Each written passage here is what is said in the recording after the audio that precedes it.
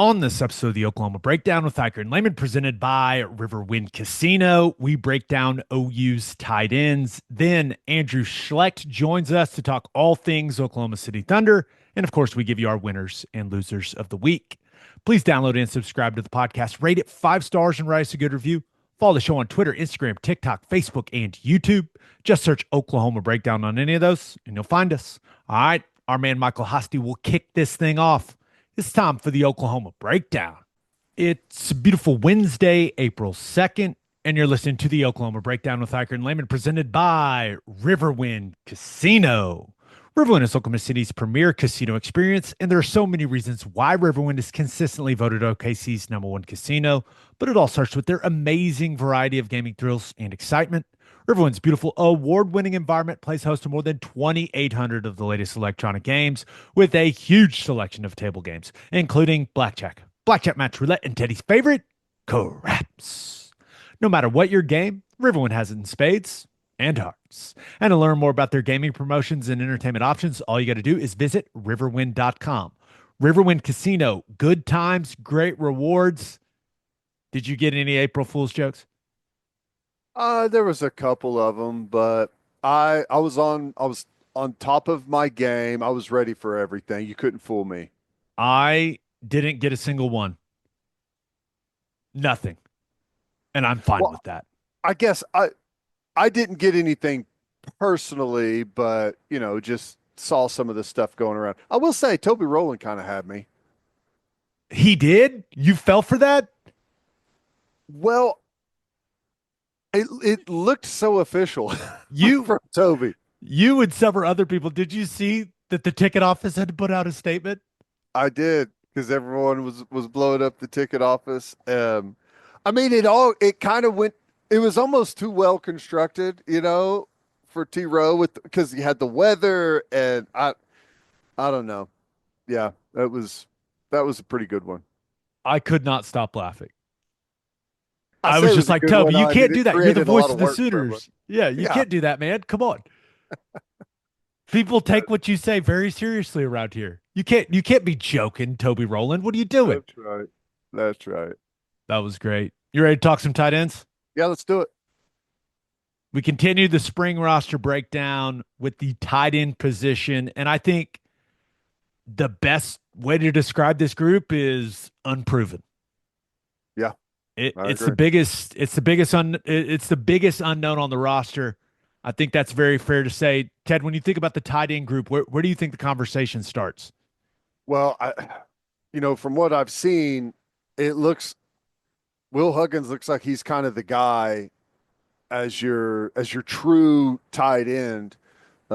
He's got really good size. He plays pretty aggressive. I think the length that he provides is something that's going to be an asset to him.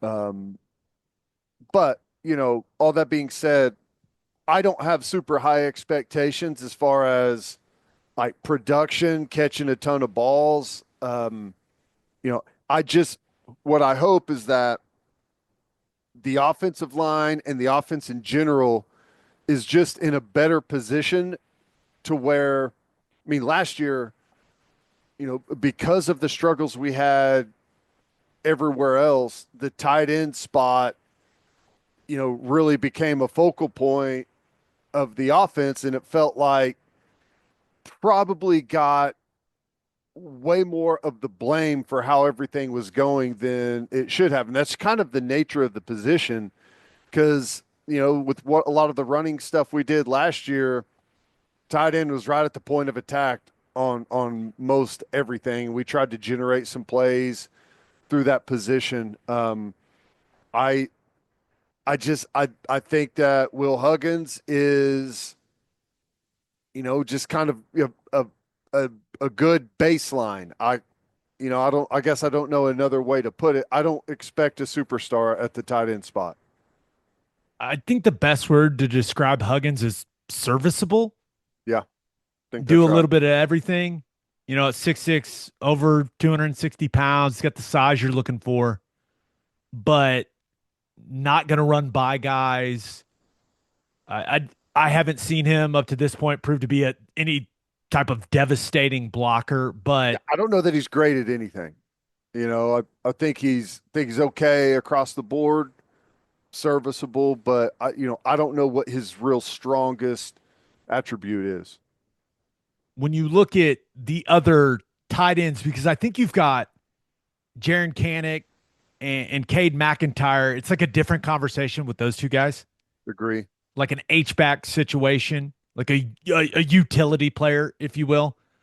But when you're just talking about tight end, is Caden Helms the next guy in the conversation? Probably. I think so. Especially right now, I think I think he has the maybe the biggest high side if he can stay healthy. If things start to click for him, he's the most athletic. He's the guy that can maybe add the most to that position. But, you know, yet to be seen whether or not that's going to actually take place. But I think he's going to have the opportunity to take that spot. 6'5", 238 is what he's listed at currently. I'm cheering so hard for him with what he's been through with that knee. But when I'm out there and I'm watching him, I just Ted, I don't see the explosion you're looking for. If you're looking for him to be your move tight end, like that is a threat as a pass catcher, that's just not what I see from Caden right now. I hope he can get all the way back because coming out of high school, like that was what he was supposed to be Mhm. at Oklahoma. But I I just don't expect him to be that type of guy. Like I'm just going to need to see it before I believe it. I'm going to need to see him get back to what he was from an athleticism standpoint. I don't know if he's going to get back there. Yeah. Time will tell. It's always difficult, especially in this day and age, man. With the roster limitation and the portal and NIL and all of that stuff, there's a different formula and long-term developmental projects. I don't know how much room you have for that anymore. We'll have to see how it plays out. You know, we always talk about tight end and why tight end could be a game changer is because personnel matchups, right? And I personally think the only guy on the whole list of tight ends that we have that has the potential to create a matchup problem is Canick. You know, I outside of that, I don't know. I mean, because Huggins is kind of your traditional guy. You're not going to be worried if he splits away from the core, covering him one on one. He's got some good size that you have to contend with, but he's not an explosive athlete.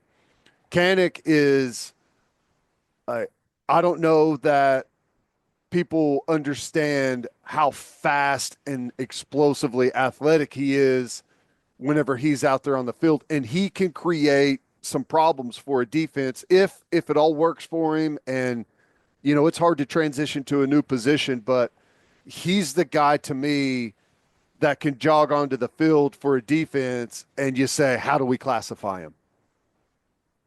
He may be the most intriguing player on the entire team Yeah. with him flipping over to offense. And I think Ben Arbuckle and the offensive staff, they're still trying to kind of feel out how to use Jaron Canick. And I think they are going to be able to get creative with him. And when I say get creative, you want to set the guy up for success.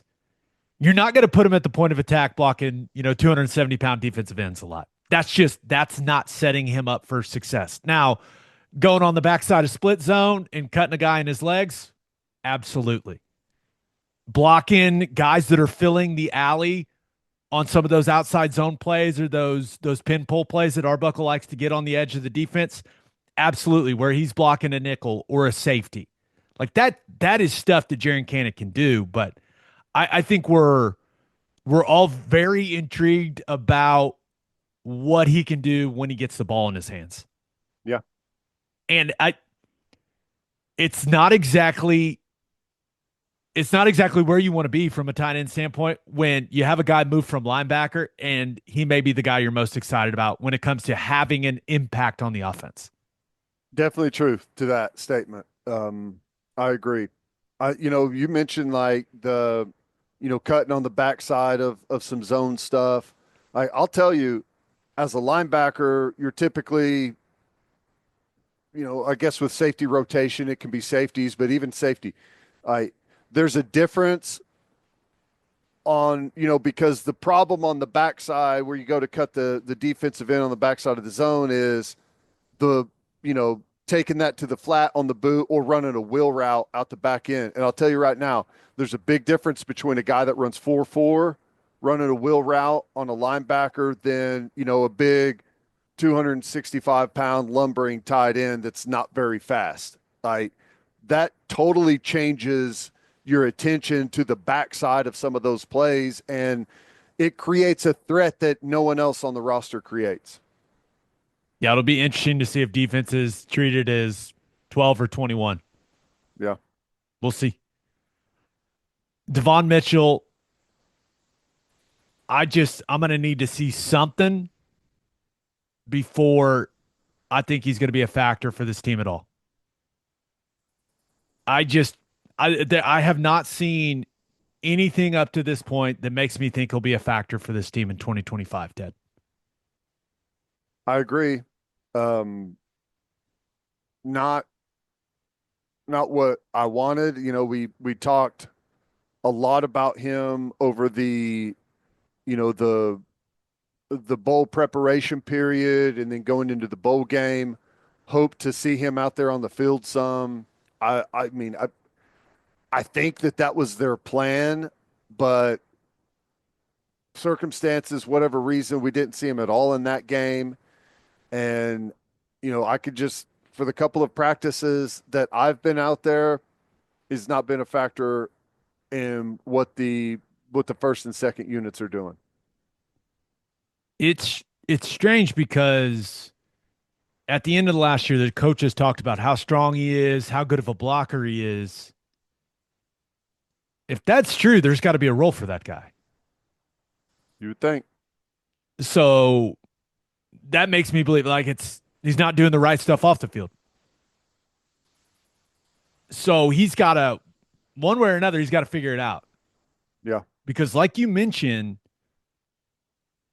the rosters are limited now. Like if you're not showing development, I don't know, man.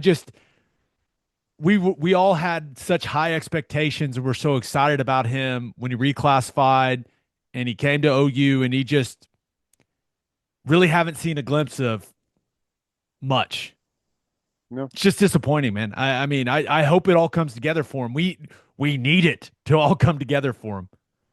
I But think everyone's rooting for it. yeah, Tight end is there's a spotlight on that position. And, the NIL stuff is a two-way street. It's a great thing for these players, but it's also a bullet in the gun against you. There's a new formula. How much money are we spending on this position? Who are the guys that are getting the bulk of that share, and what does the production look like? And there's got to be some reward there for the NIL that's going out, and it makes you really wonder what, if anything, may happen in the post-spring transfer window at the tight end spot. And it's an interesting position because there's wide receivers coming out of our ears in college football. They're everywhere, right? They're at every level. You can find good athletes and good productive players across the board. Tight end is different. There's not a whole lot of tight ends out there that really make a difference. So it's not like you can just say, we'll answer all of our problems in the transfer portal. It may not be that easy. Carson Kent and John Locke Jr. are two guys they added from the portal. Kent's got a little wiggle to him. Mm-hmm. I don't think he's going to be a guy that's going to win a lot of battles at the point of attack, but I think he does have a little more wiggle than Huggins has as a route runner. So maybe there are some situations where it makes sense for him to be on the field. When it comes to Locke, I don't really have any expectations for him. He was like the second or even the third tight end at Louisiana Tech. So I is he going to come in and have an impact on this team? I seems unlikely, but those are two guys that have been added into the fold. Cade McIntyre is interesting. He's an athletic guy, but if you can't stay healthy, man, it's it's hard to help the football team if you're not out on the field. It is, and he falls into a weird category anyways, just size wise, physically, he's kind of a tweener a little bit. This is something I was thinking about. I think Canick coming over to the offense and Arbuckle and the staff trying to figure out how to ways to use Canick is actually very helpful for McIntyre I agree. because he's not a tight end. He's an H-back utility player, whatever you want to call him. And I think Canick coming over is actually a good thing because the staff is working on, okay, how do we get this body type, this skill set, a role in this offense? McIntyre is a natural backup to Canick for that spot. So Yeah. it almost creates more of a role for him, more of a natural role for him in the offense since they're working on trying to incorporate Jaren Canick. Yeah, I agree. And I've said this as we've talked about it. I think that I Canick is, I do not view him really as a tight end. He's more like a Dimitri Flowers or that type of player to me that adds a lot of versatility, can do a bunch of different things. Hand down tight end, probably not. Although Canick is, I think he's got better size than maybe think. I talked to him recently. He's 240, which is great for that move position, motion, the zone insert, coming back across the formation, running routes, and all of that. But it's a different role than your traditional tight end. But I do think that there's something there, and you're right. Cade McIntyre seems to fit that that kind of Swiss Army knife a little bit better than just a traditional tight end. Only other guy when I've been out to practice, Trae Washington, he's a developmental guy, Mm-hmm. but he's getting a lot of valuable reps in the spring, and that will you get better a lot of times being thrown in the fire. Yep. So we'll see. And he's wearing He's 22, which is interesting. interesting, and he's one of those guys. Going back to why we love the tight end spot is because of the matchup problems that some of those guys can provide. Like he has the potential to be that matchup guy where you say, what is he and how do we defend the offense whenever he's in there? Is he a wideout? Is he an H back? Is he a tight end? He's got the athletic ability and some physical traits that can potentially do a lot of different things for you. I definitely think it's fair to say that OU is going to go try to get a guy at the tight end position out of the portal. Mm-hmm. Feels like they need to go get a guy. Does. Now, if that's more of a blocking type of guy, certainly. If you can go get a really good overall, like well-rounded tight end, that's who you want. But it'll be interesting to see if it's more of a blocking type guy or if it's more of a pass catching type player. I personally I want to go see him get a guy that can make plays in the passing game. Yeah. And because if you want to get into big sets and run the rock, if you want to get into 12, some 13, we're feeling really good about the O line depth. Just put an extra offensive lineman on the field. Just whether it's an extra tackle. And remember, there's going to be a battle between Howland, Sexton, Simmons, Fasusi. Like you're going to have some options. If you want to run out and trot out a jumbo set, just put an extra tackle on the field. Let's stop playing around. Totally agree. And we saw some of that from Arbuckle at Washington State. So Yes. it's not something that's going to be foreign to his playbook or something that he's probably not already developing, working on, whatever. I totally agree with you. Yeah. And again, like in the portal, it goes back to are you just adding another? Are you just going to make a move to add another depth piece? I mean, what does that do? I mean, I don't know. It goes back to that availability. What type of guys are going to be there? So, yeah, I mean, I would like to see it because you know that's one of the positions that can really change how your offense has to be defended and what people think of you if you have that legitimate pass catching threat at the tight end spot, not the H back spot, not the out of the backfield spot, like the true hand down tight end that's a blocking threat and a pass catching threat. All we want is for them to go get a guy that's 6'5", 260 pounds, that can really run, that can block, and that can run past linebackers and safeties. Is that too much to ask for? Could lock down a defensive end if he needs to, a pass pro. Yeah, just Let's not get crazy, okay? those guys got to be just all over the place, right? They grow Looking on for trees. there's not a home for those guys anywhere. We're looking for one. If you're one of those guys and you're for whatever reason listening to this podcast, hit me up. Yeah. How about this, Ted? I have in the last couple of weeks had multiple people inquire about a player and them being interested in Oklahoma, and I have passed along that information. Hey, I know. look at I know. that. Amazing. Pretty interesting stuff. All right, let's get to call your shot. We asked you guys your strongest take about OU's tight end position right now.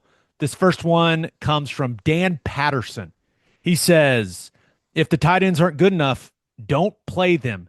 Get your best players on the field. Yeah. It's hard to argue with Dan on that. And that's something, if you don't feel like you have winning players at the tight end position, of course, you're going to try to go find some in the portal. But if you can't, then you just play in a bunch of 10 and a bunch of 11. I mean, that's Or 20. you or 20. Yeah, you have to put your best players on the field and you have to set your team up for success. And I'm sure that Ben Arbuckle and this offensive staff, once the spring transfer portal is like, once that thing runs its course, they'll have a better idea of the type of groupings, the type of personnel groupings they're going to want to major in the 2025 season.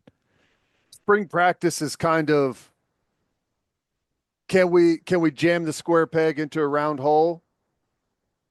You try out what you really want to do, what you hope to do, and if you can't do it, well, that's whenever you start to morph into okay, where are we good and what do we have? And we got wide receivers, right? We got extra offensive linemen. So, yeah, whatever puts you in the best situation to win, that's where you're going to end up. You got to be at a strong point always. So, yeah, I'm pretty comfortable in saying that Arbuckle's going to find. I think one of the great things about his offense. I you can spread it out, throw the ball a bunch. Or you can, if you've got the personnel, you could be a heavy physical run team.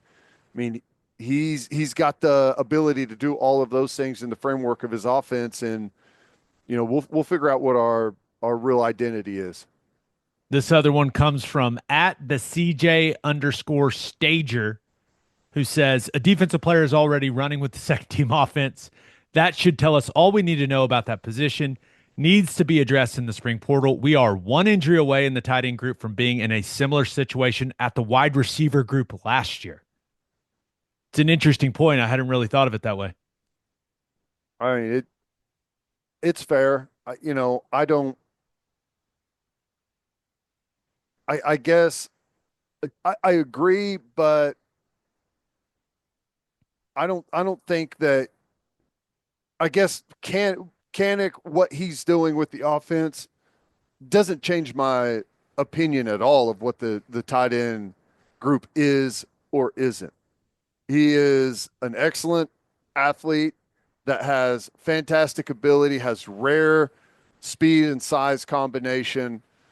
I if I found out that Kanik is, rolling with the ones or has found a good spot on this offense, I don't think the offense is doomed because the defensive guy has made his way onto the field for the offense. I don't view it that way personally, but the point is, and everyone has known this, we are definitely thin at tight end. Yeah. I mean, there's just no doubt. It is the biggest question mark on the entire roster. Yeah. So we'll see. Joe John Finley, you have to hopefully you have to add another significant factor out of the portal, and then got to develop these guys because that's I mean Arbuckle with what he did at Washington State, his tight ends weren't catching a bunch of passes, like they weren't throwing it all over the place to the tight ends, but there are a lot of 12 personnel used in that offense. Like he wants to put tight ends on the field, but you have to have the guys that he can trust. So Yeah. we'll see how it comes together for that position group. Yeah, this is one of the few spots on the roster where Jim Nagy has a chance to make his real first impact on this football team, if Com- possible. Completely agree. If you are a stud tight end and you would like to come play at Oklahoma, holler at us. Holler at us. We'll get you in touch with the proper people. There you go. All right, let's talk some Thunder with our guy Andrew Schlecht.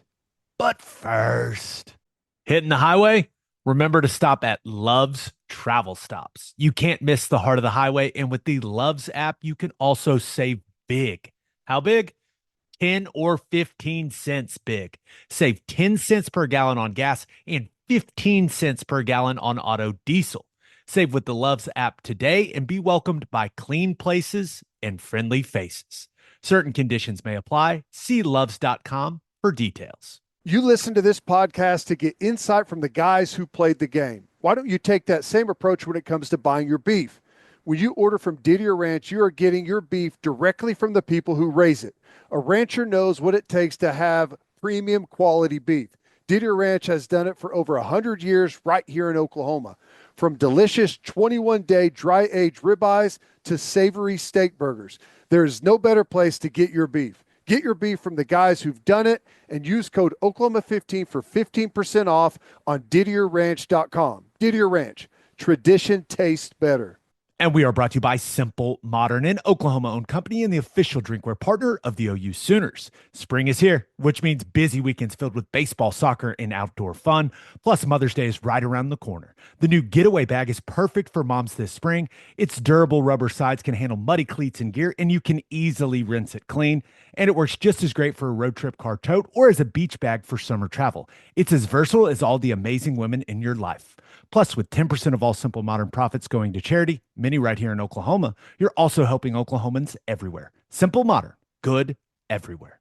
It is our pleasure to be joined by the host of Down to Dunk. He also hosts Saturday Slam and Jam, and he hosts OKC Dream Team. He hosts everything. He produces everything. The one, the only, Andrew Schlecht is in the house. What's going on, man?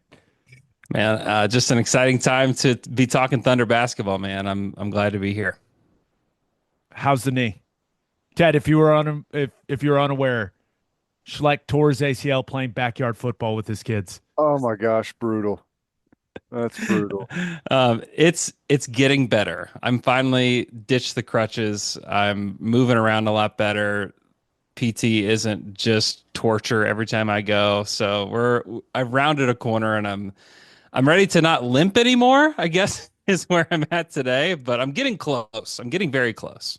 Well, I know it was bad and having to go through everything, but what's worse, like the physical therapy and all that, or collapsing into a heap in the backyard in front of the kids? What was the worst part? Oh, man. I embarrass myself all the time in front of my kids. So that wasn't any big That's deal. good, But dude. so I'll say, yeah, it's been rough. I'll say that. Like the PT and everything has been rough. So, yeah, it's been brutal. I have to imagine getting to cover this Thunder team has made it a little less painful. I mean, I yeah, without a doubt. it Andrew, this is a historically good regular season from this team. This is something that Teddy and I talk about a lot. Do you think this team, with what they're doing, do you think they're getting the attention they deserve? I think they're starting to get the attention they deserve. I think people don't quite know what to do with them, though, because they are the youngest team in the NBA and they have this 13.2 net rating, which hasn't been done since the 96 Chicago Bulls. And we all know a lot about that basketball team. When you try to compare them, like that's where you have to go when you're like, okay, what do these stats say about the team? And now where do we compare them? Like you're looking back at like the 16-17 Warriors, which was the Curry Durant ridiculous team. You look back at the 96 Bulls, you look at you have to go back to like the 70s and talking about the Bucks and the Lakers back then. Like that's who this team has been in the regular season. And I don't think people were quite ready for this team to be that kind of team yet. Like it wasn't that long ago that we had Poku out here throwing behind the back passes into the stands. And so I think that it's happened very fast. And I think for that reason, people don't know what to do with them. And also people are just waiting on the postseason success because that's really what's going to matter is like, do they actually get to the NBA finals? Do they actually win it all in the next few years? And if they do that, then I think we will look back at this season differently. I think that we will have more reverence for like all of these, record-breaking stats that are happening on a nightly basis. And also like the team doesn't really celebrate them too, which I think that is very respectable. But like there's no celebration in any of these post games after they do these incredible things. I mean, Shai literally said into the mic, "We don't care." And I ripped off all these stats to J-Dub the other night, and he said, "Those stats are more for you guys. They're not for us."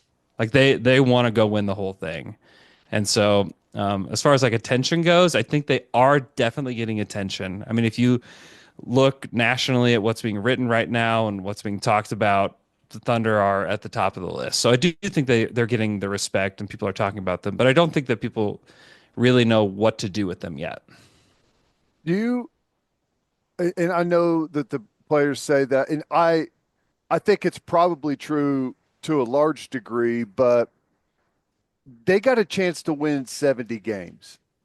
And do you believe that they don't care about that, or and maybe it's something they don't talk about, but everyone can do the math, and that's a very meaningful number. Do you think that deep down they're kind of eyeing that 70 number?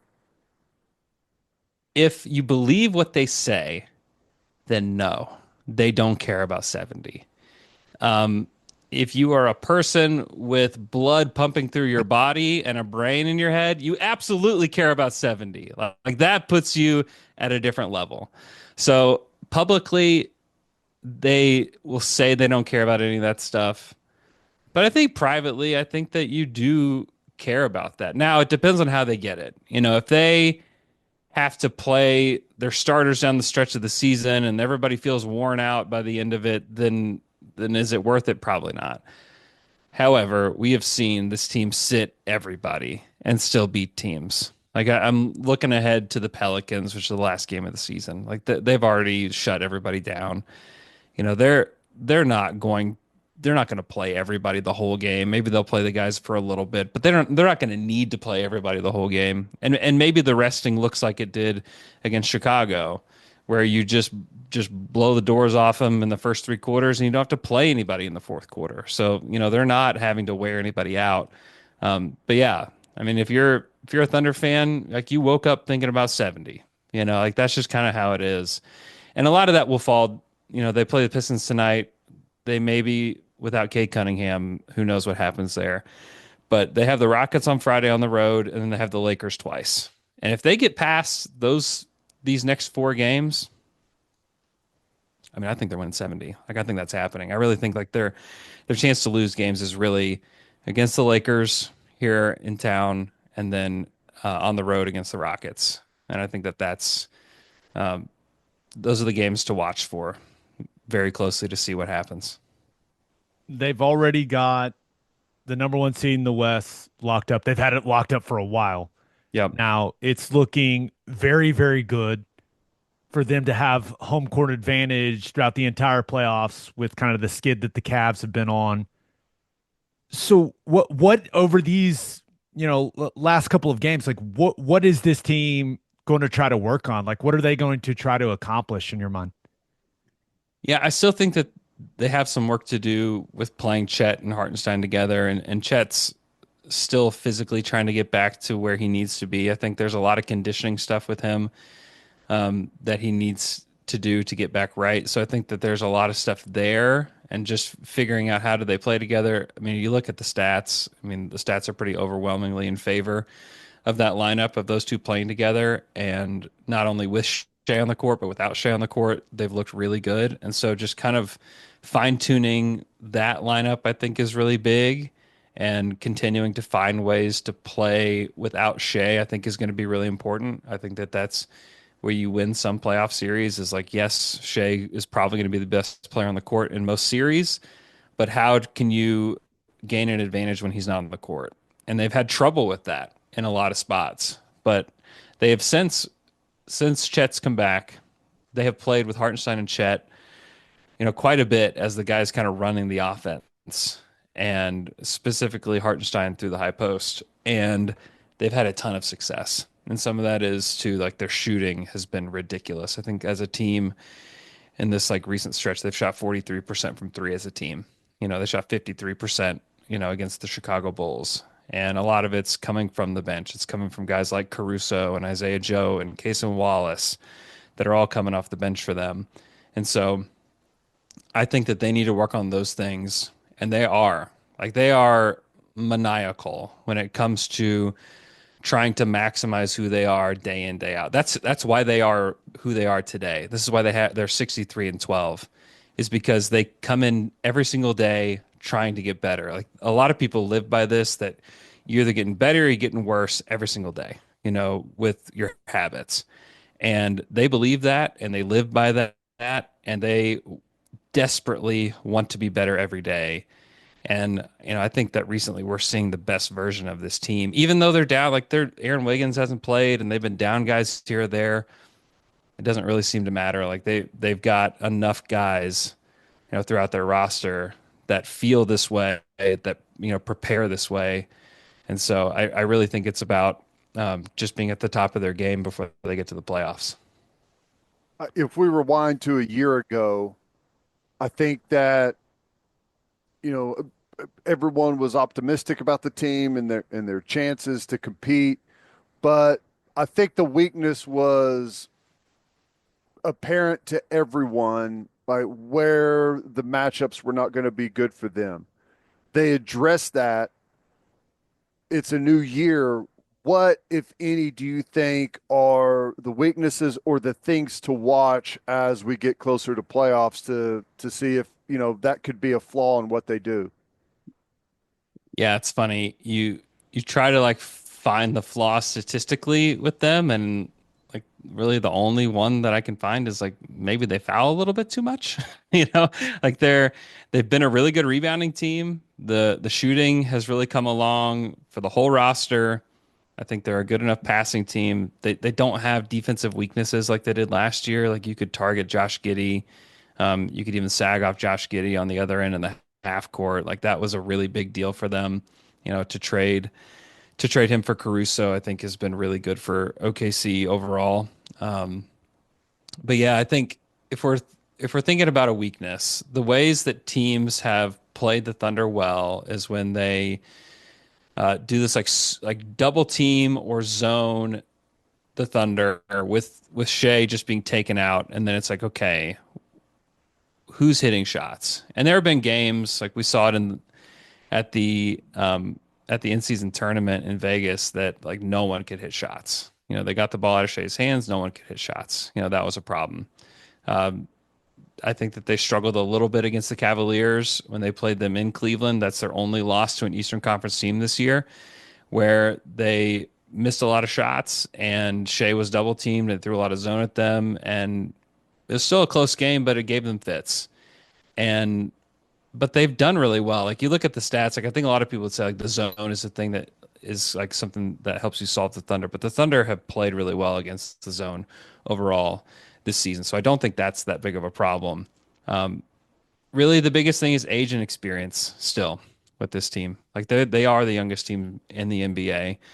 They've been through just a couple playoff series together. There's no substitute for that. I think like you have to go through some of that stuff, and maybe they can be the exception to the rule and just, go all the way to the finals being this young, but there's not another team in the history of the league that has done it with the average age the Thunder have. So I think like that is probably the biggest thing, but you look at the statistical profile, this is an NBA finals team or an NBA champion like every year.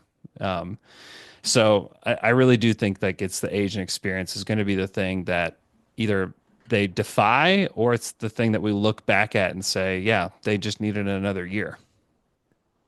Shai is having an incredible season, and we've seen some really good individual seasons around here. When you think back to Kevin Durant and Russell Westbrook and their MVP years, is Shai having the best season in Thunder history? Oh man. I think he is. No Thunder team has ever won this much in the regular season. You look back at like what the MVP season was for Russ, and it was unbelievable. He was a superhero that year. The team wasn't that good. I don't think that he brought his teammates along like Shai has this year. I think he did it for some, but not for all. Durant was never this kind of leader for the team. He was always kind of looking for somebody else to be the leader of the team. Statistically, he's a monster and is one of the greatest players of all time for sure. But whenever you think about everything Shai has done statistically, he's almost 33 points. He leads the league in scoring. He's taking, 8 free throws a game. He's got 6 assists a game. He's got five rebounds, a whole block, and 1.7 steals. I mean, there's nobody that's done it on this kind of efficiency. He's 37% from three on almost 6 attempts. There's not a player, like really the only player you can find is like early 90s Jordan that did this kind of stuff is really the only comp for him. But it's all the leadership stuff. You just like get inside the walls of the Thunder and you start talking to people about what makes this go. Like how did they become this? And a lot of people will point to Shai and they'll talk about the alignment that he has with Mark Daigneault and then up to Sam Presti and then up to Clay Bennett. That's like those guys are so aligned on what they want to accomplish. And Shai leads the team so well that I do think that this is probably the best season that we've seen from a Thunder player, just because I don't think that we've seen like the entire package. Like we've seen incredible stats and incredible moments from Westbrook. That was great. We've seen the same thing for Durant, but I don't think we've seen it all wrapped up in the same like leadership and alignment that they have with Shai. So, and I think, I think Shai is going to sign the extension this summer. I think that we're going to get to see a lot of this in Oklahoma City, which is very exciting.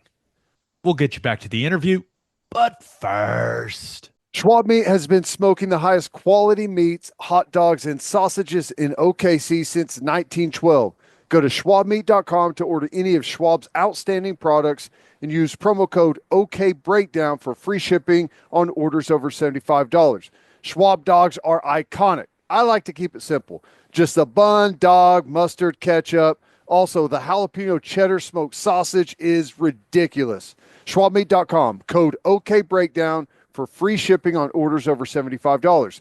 Schwab Meat, the official hot dog of game days. Oklahoma's favorite pub, Pub W, is a modern American pub offering a great new take on classic drinks and cuisine. They offer an extensive beer and specialty drink selection with something for everyone, and that's exactly why Pub W was voted best happy hour. And we all love a delicious brunch. Pub W brunch is served Saturdays and Sundays until 2 p.m. with some of the most delicious brunch offerings you'll find anywhere. Now open in Yukon, Oklahoma. Visit one of their 6 Oklahoma locations. Visit pubdub.com for locations and menus. Insurica has launched a new digital agency introducing Insurica Direct. Whether you're in Oklahoma or anywhere across the U.S., they've got you covered. From small business insurance and health insurance for your employees to insurance for individuals like home, auto, and even Medicare supplements, Insurica Direct's got it all. Start your journey today at insuricadirect.com. Remember, at Insurica, we specialize in you. All right, back to the interview. It is. Playoffs are extremely close. There still could be some shuffling in the standings, but when you start to kind of go through it and play the tournament out in your head, who are like the best possible lineups or teams that we could face, and what's maybe the path that you would see being the most difficult matchup wise?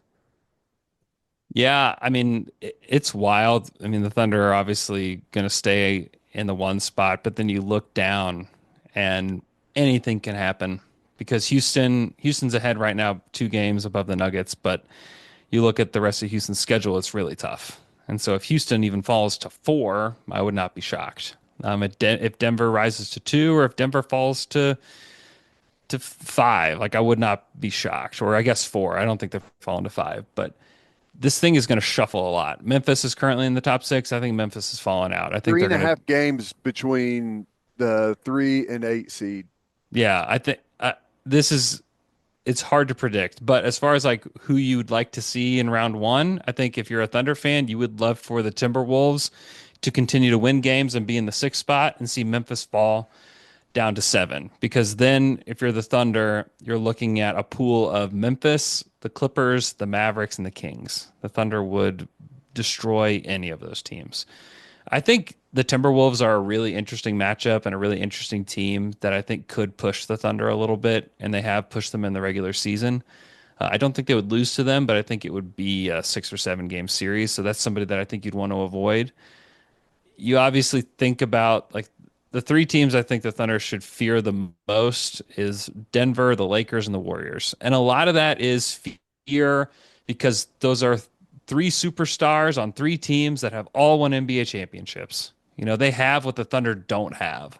All 3 of them do is the experience, the championship experience, and you know, the Thunder are hoping to gain that over the course of the next 2 seasons. Now, I don't think the Warriors have the depth to be able to compete with OKC. I really don't. The Lakers have one of the worst rim defenses in the NBA. I think the Thunder could get into the paint and really cause havoc for them. I don't think they could keep up. Denver, though, is the one. Denver's tough.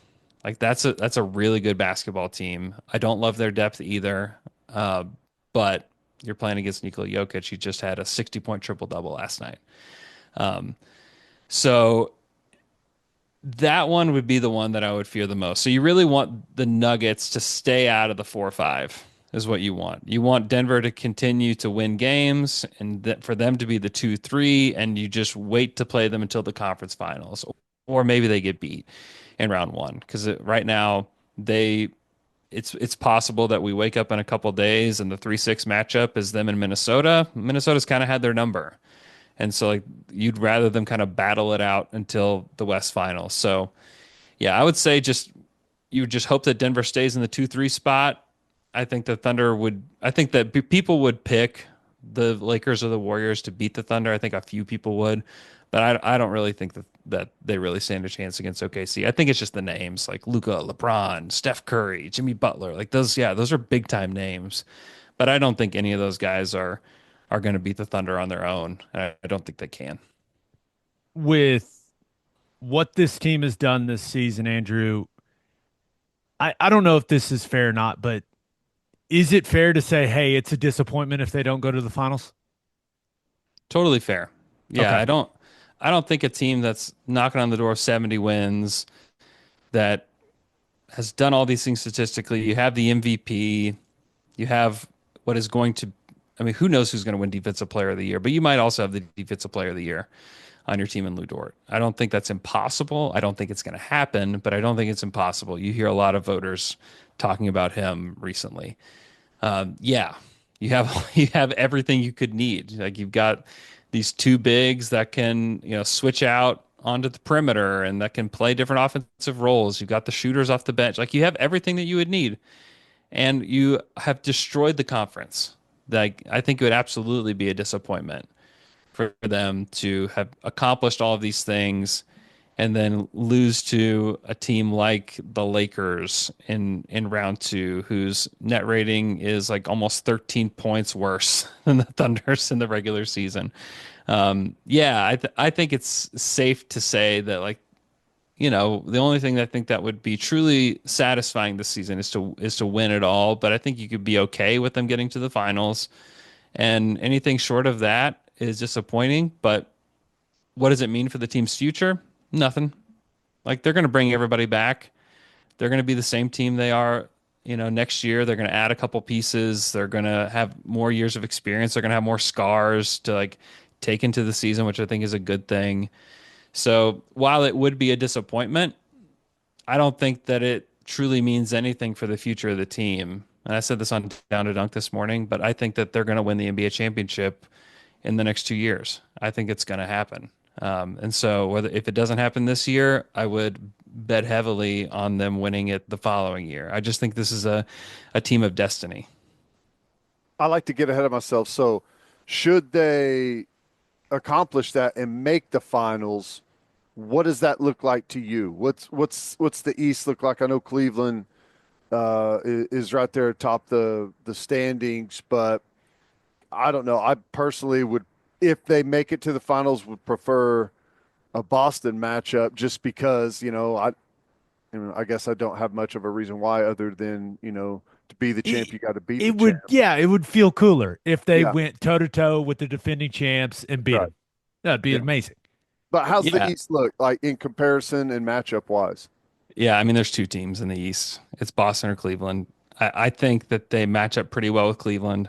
I think Boston is a really tough team. We've seen them beat Boston this season twice. But I give the edge to Boston. They've done it before. That's a team that I think would like be the one that I would struggle with, just because like they shoot so many threes and there's so much variance there that, like, if they got hot for 4 games, like that's pretty much all she wrote. Like, they have a ton of shooters. They got a really good team defense. They've got the experience. They've got it all. But it would also be cool if they played Boston, just because Presti's from Boston, Mark Daigneault's from Boston. I think it would be really cool. Like, both those guys rooted for the Celtics growing up, and so for them to like go against the Celtics, like, there would be some pretty cool storylines. And I don't know if either one of them would open up much about it, especially before a series like that. But I think there could be some really cool stories written.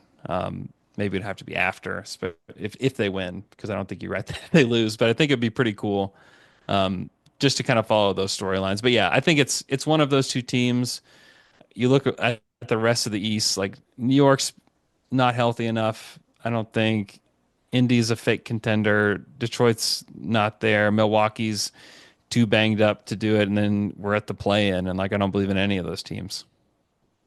Last question for you, Andrew. Just how good is Mark Daigneault?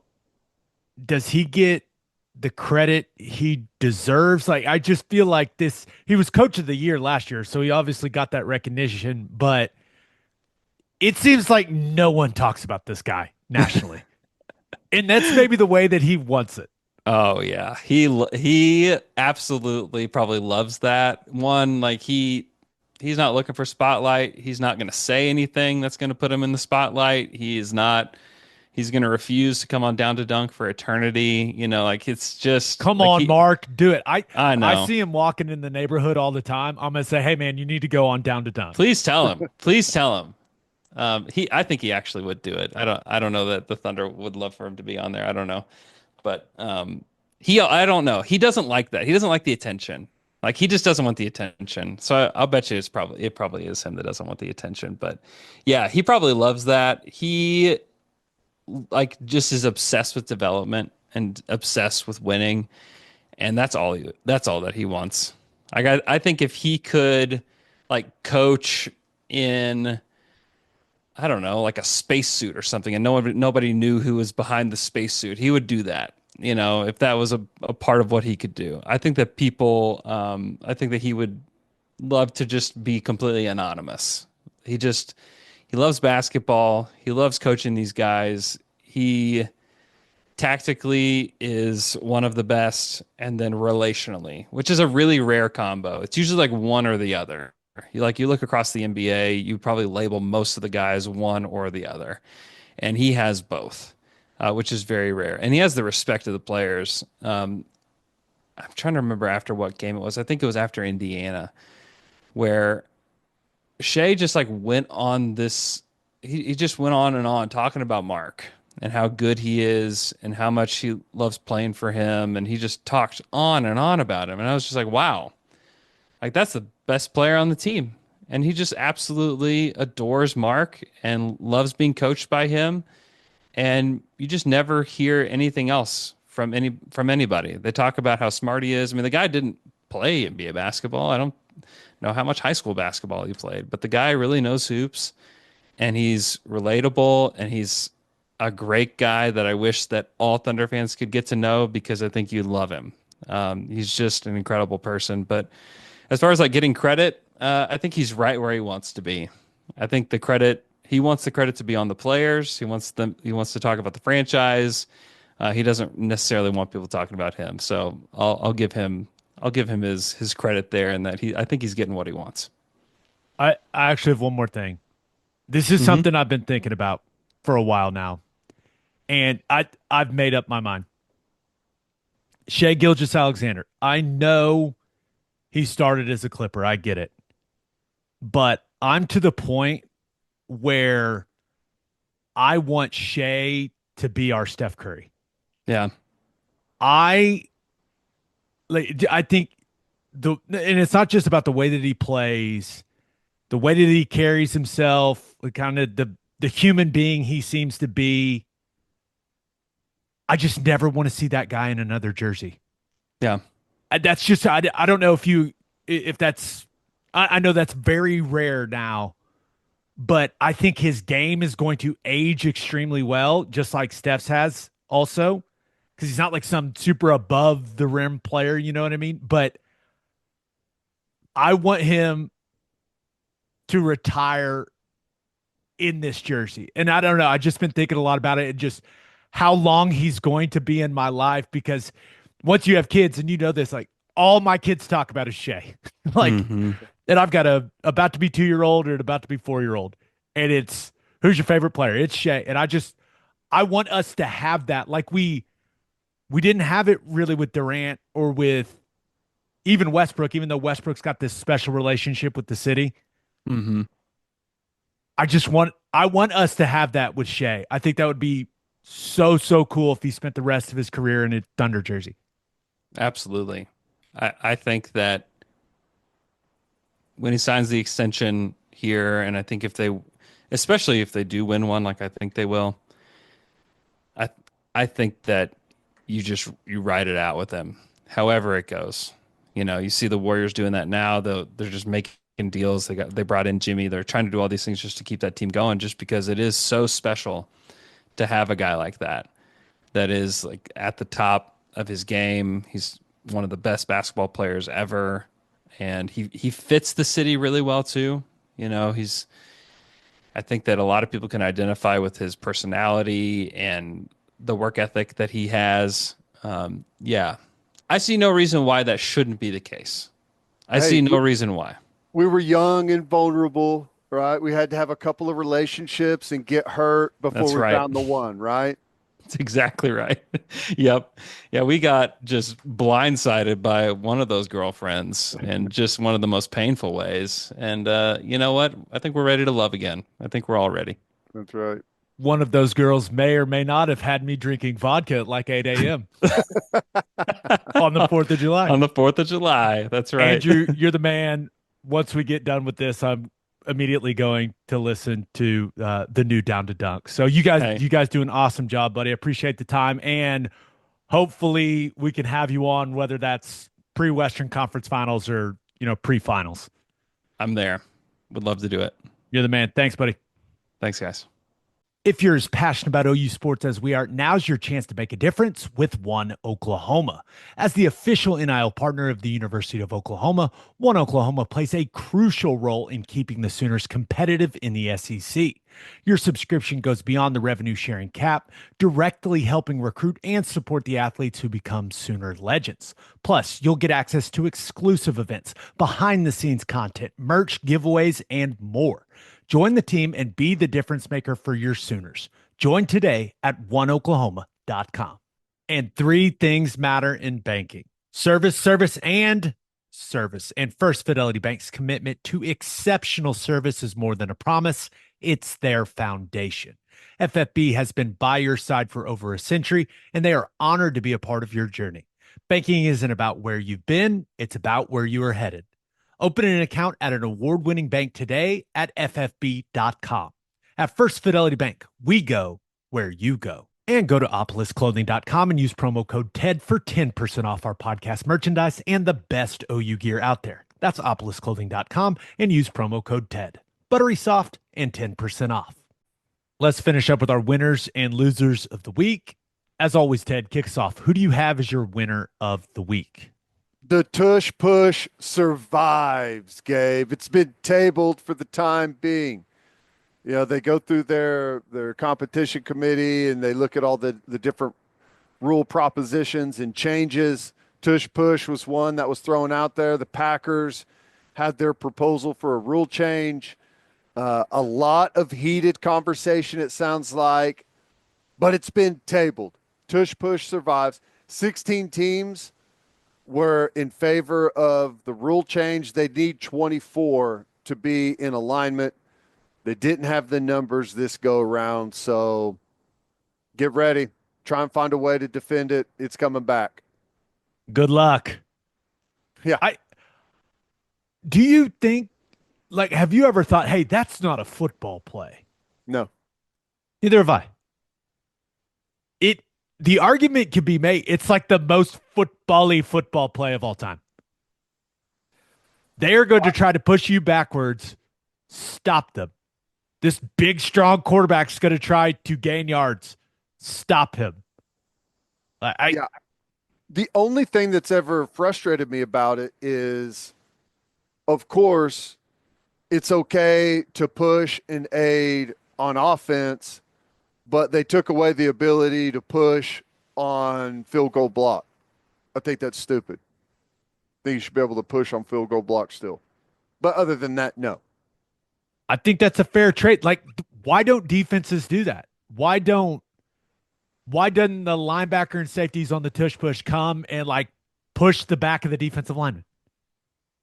I know you can't on field goal and everything. I don't know why they don't do it there, because there's always the threat of, I mean, I don't know how many times they, run the little flip play or something like that. If you overcommit, they still have the ability to change up on you. I guess they're saying we'd rather yield half a yard and give you the first down than potentially give up something big. I don't know, but maybe they'll see that. Maybe we'll see that. I mean, teams are going to have to figure out a way to defend it. I mean, you can't just say, go ahead, take the first down forever, or maybe you can. It has been incredibly effective for the Philadelphia Eagles, the Super Bowl champion Philadelphia Eagles. But and maybe I should ask Lane, do you think a small part of all those O linemen were like, dang it? Yeah, please ban it. Please, please. It's awful. We hate it. There's probably a small part of each one of those guys that was hoping like, hey, they made a rule. I mean, it's out of our control. We can't run it anymore, coach. I don't know what to tell you. Well, the NFL, as always, did try to sneak in that they're somehow worried about player safety, and it's just too risky of a play to run. Even though there's no injuries to back that up, they did try and sneak that in as a reason to get rid of it. Yeah, with just there's and that's something that Nick Sirianni has talked about. Like, hey, show me someone getting hurt on the play. Yeah. And as far as I can tell it, yeah. I will disagree with Sirianni on one thing that he said after they announced that it's going to be okay moving forward. He said it's an exciting play. It's not an exciting play. No, It's not an exciting play. it's not an exciting play at all. It's almost one of those plays where you it very rarely gets stopped. Now it has been stopped a couple times, Mm-hmm. but you almost like, okay, can we just fast forward? Give them the first down. Let's go. Should there be like a yield option for the defense? Like if they line up in the tush push, you can agree to give them the half a yard or 1 yard, whatever it is that they need. It's like an intentional walk in baseball. You just give them the Exactly. signal. All right, go to first, bud. Let's That's not waste it. your time here. Who do you have as your loser of the week?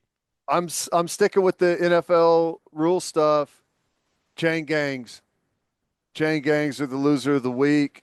Um, they're going to be out there now just kind of as a formality. The measurements are going to be done with the Hawkeye technology.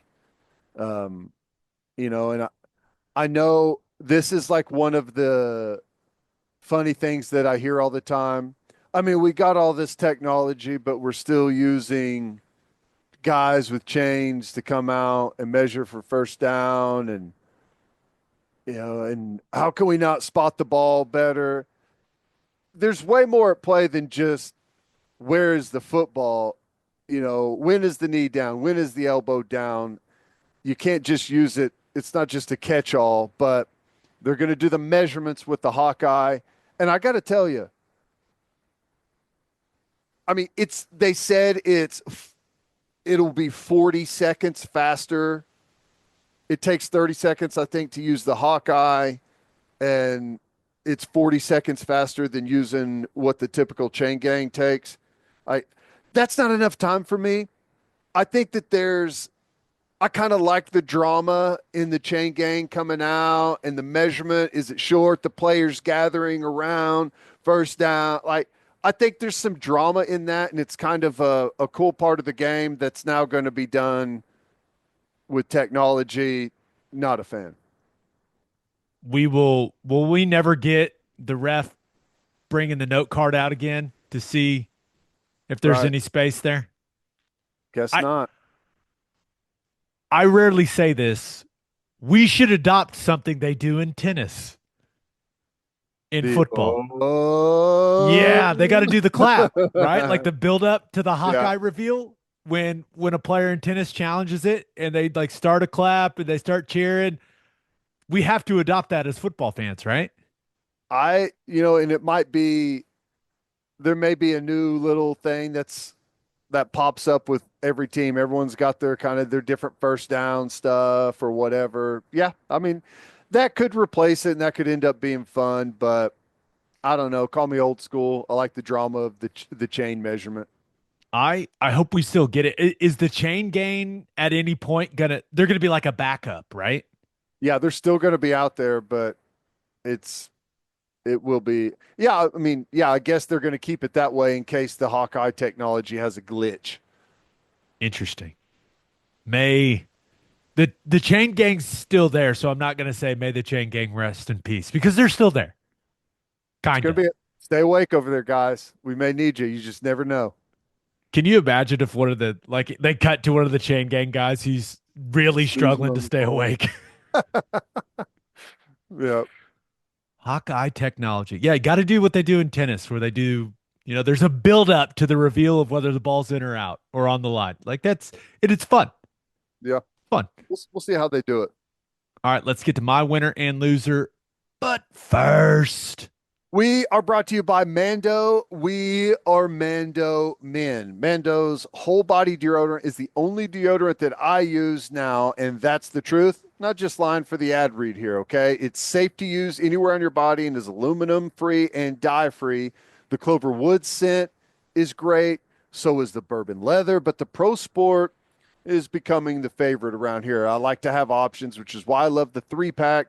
You can order that, and it has one of each scent. Luckily, I have a discount code to help you get hooked on the best smelling whole body deodorant on the market. New customers get $5 off a starter pack with our exclusive code OK Breakdown, and that equates to over 40% off your starter pack. Use code OK Breakdown at shopmando.com. shopmando.com. Code OK Breakdown. And please support our show. Tell them that we sent you. Smell fresher, stay drier, and boost your confidence from head to toe with Mando. And Huel Black Edition Ready to Drink is a meal in a bottle, and one bottle contains 35 grams of protein, 27 vitamins and minerals, and is low in sugar. Go to Huel.com/OKBreakdown and use code OKBreakdown for 15% off your first order plus a free gift. Huel is a perfectly balanced meal designed by nutrition experts that takes the guesswork out of healthy eating. Huel has great flavor options with vanilla, chocolate, iced coffee, and my favorite, strawberry banana. Love drinking one in between lunch and dinner. Keeps me from reaching for a less healthy option at the house, and it gets me the extra protein in my diet that I want. I really like this one. Just crack it open, chug it. Also, iced coffee in the morning's got a little caffeine in it, so they know what they're doing. A little pick me up there in the morning. You really can't beat the convenience of drinking a bottle of Huel and getting a meal in. Go order this delicious and nutritious product at Huel.com/OKBreakdown and use code OKBreakdown for 15% off your first order plus a free gift. That's Huel.com/OKBreakdown and use code OKBreakdown. Fuel yourself with Huel. Came up with that one on my own. I like it. Yeah, you like that? Very good. My winner of the week, Trae Young. Let's go. Yes, sir. Now, he's having a great season for the Hawks as well, averaging 24 points per game, 11 and a half assists per game. Another very solid season for a guy that's having an awesome pro career. But he has been hired as OU basketball's assistant general manager. He also gave the program $1 million, which is big time. Very big. Ted, this is awesome. Man, you love to see a guy like Trae continue to be heavily involved with OU basketball because we all know the program needs a little more support, needs some positivity right now, and this felt like a big deal for the program and for Porter. Yeah, I think so. I think it's big for Porter, and I love it. And here's the thing, Trae Young and his family have been incredibly generous in the community in Norman with the Trae Young facility that they built. Awesome. And this is good, and it comes at a good time. I mean, we need that support, and I'm interested to see how tied in he is with it, how much of a hand that he's going to have in some of these, finding players, scouting guys. Curious to see how he weighs in on all that. He is going to be actively involved in recruiting players from high school and from the portal. That's pretty cool. In the press release, his duties were described this way: assisting with the evaluation of high school and transfer portal prospects, as well as helping negotiate player contracts in accordance with the NCAA and conference rules and the team's revenue share budget. He will also assist with the university fundraising initiatives to help grow support for OU men's basketball program. So he's got a lot on his plate, it sounds like. But yeah. I think the biggest piece of this is he's a Jordan Brand guy now. Remember, he had his signature shoe with Adidas. That went away a year or two ago.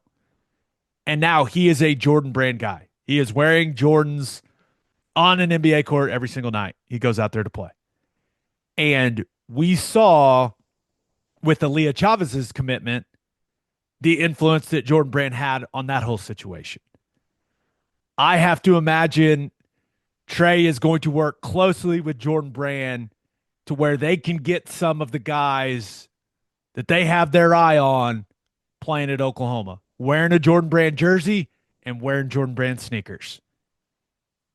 Yeah. I think that's the biggest, like when I was looking at the situation as a whole, I go, that's where Trae's going to be, he's going to have a big role, is that relationship with Jordan Brand, with OU, and then going out and convincing prospects that Jordan Brand's something you want to be a part of.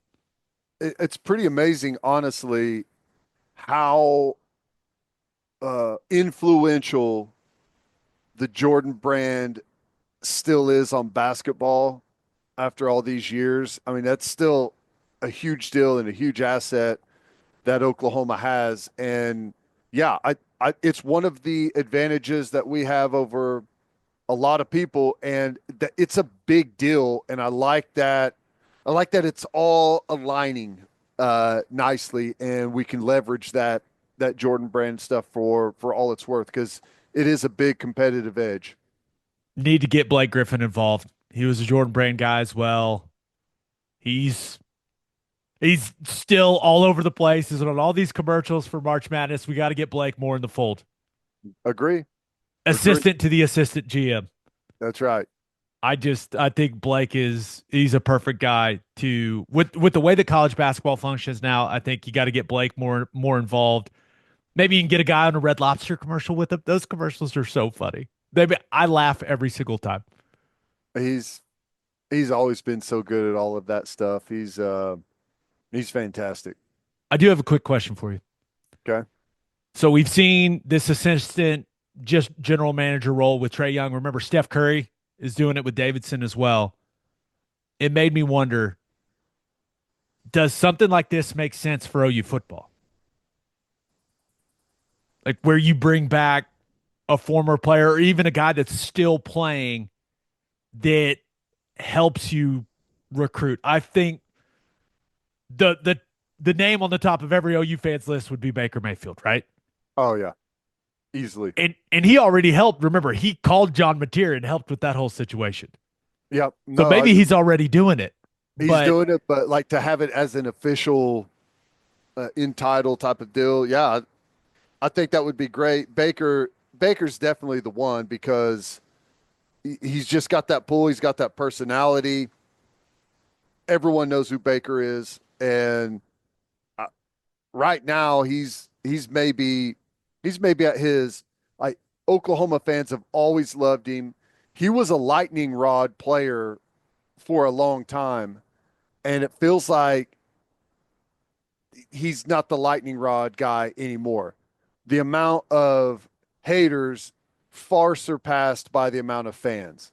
It feels like the Browns situation and how all that has gone after his departure has probably benefited Baker Mayfield immensely. It's like everyone in the NFL is rooting for him now. It's awesome. His approval ratings as high as it's ever been. Very high. Yep. And I think Baker would be the easy answer for an assistant general manager for OU football, like helping with recruiting and that type of stuff, just because of his personality. Maybe you just get Lane Johnson and Creed Humphrey to call all the linemen you're after. Yeah. Uh, that Orlando works well. Brown in there. You want some personality in the recruitment as well. Maybe Orlando Brown Jr. is your guy. We can handle it by committee on the offensive line. Creed, Lane, get Trent Williams going in there as well. Trent is so funny too. But you could get Lane to call all the country guys. Right. He could just, he could stay in that lane. No, it'd be, I think if you want those guys to help you recruit some linemen, they could be very influential. One guy I thought would be really good, Sterling Shepard is awesome. Yeah, that's true. And you talk about the personal connection to the program, playing there, his dad playing there, growing up around here. He could add something to the recruitment process for a lot of prospects. That's true. Yeah, he would. I didn't think about that one. That'd actually be really good. Yeah. Tony Jefferson also. There's options out there, man. We need to do like former players committee office, right? They got their own office in the building. Just a call center. Some type of call center. And even for like when they used to have the celebrities up there to do the phone in, that's funny. Like telethons. Telethon, yeah. That's exactly what we need for OU football with the former players or the current NFL stars. That's actually a hell of an idea for NIL. An NIL telethon with the former players answering the phones. Well, I think we can pass that along to the proper people. Yeah. My loser of the week, college basketball fans. Ted, it's the chalkiest Final Four imaginable. Who are we supposed to cheer for? It's the number one. It's the number one seeds. Like it's sometimes there's an obvious underdog that all the fans that don't have a team in the Final Four could just rally behind and cheer for. Right. What do we do with this? What do we? I'm definitely not cheering for Auburn. I'm not. I will never be a. Oh, let's support the SEC guy. I'm just. That's just not the way I am. Not going to happen. Not going to happen. So what? We're cheering for. It's are the Houston Cougars America's team this weekend? They're my team. That's who I'm cheering for. I guess they're not exactly what you would call an underdog by any stretch, but you're right. And I know there's been a lot of conversation about whether this is good or bad for college basketball. I mean, I'll say that I love an underdog story. I got no problem with that whenever it happens. I will cheer for that any day of the week, but I'm also not against seeing the best of the best, the four best teams going at it, and I think we've got the four best teams going at it. That's all you can ask for. And you look at the matchups. Florida versus Auburn's really interesting. Yeah. It'll be interesting to see how healthy Janai Broome is with that. That was a kind of weird elbow situation against Michigan State. He came back in, but how effective is he going to be? I like Florida in that game, and I like him for one reason: Walter Clayton Jr.